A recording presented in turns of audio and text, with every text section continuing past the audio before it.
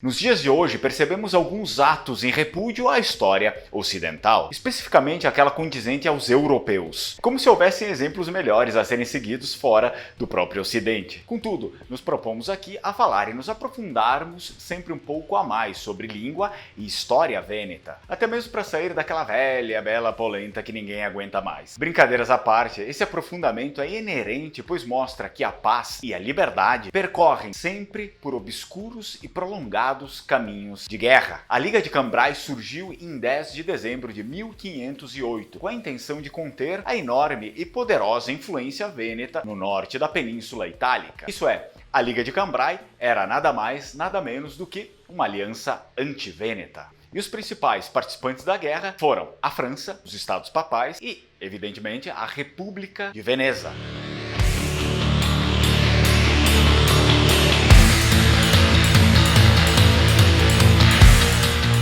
Portanto, na primavera de 1508, a República Vêneta provocou o Papa Júlio II ao nomear o seu próprio candidato ao bispado Vago de Vicenza. Em resposta, o Papa convocou todas as nações cristãs a se juntarem a ele para subjugar a Sereníssima República de Veneza. O acordo previa o desmembramento total da República Vêneta e a divisão dos seus territórios entre os vitoriosos. E a República Vêneta foi derrotada na Batalha de Aiandel, em 14 de maio de 1509, mas em 1510, inquieto pelos progressos militares da França, o Papa então muda de ideia. Alia-se aos vênetos e assim a República de Veneza expulsa a França de uma vez por todas da Península Itálica em 1512. Se caso queira se aprofundar mais nos detalhes da história, eu aconselho que pesquise sobre ela. E se quiser, obviamente, saber sempre mais sobre língua e história vêneta, então curte o vídeo e se inscreve no canal do YouTube, Projeto Lengua Mare. Fra adesso re, grazie tante, strucom,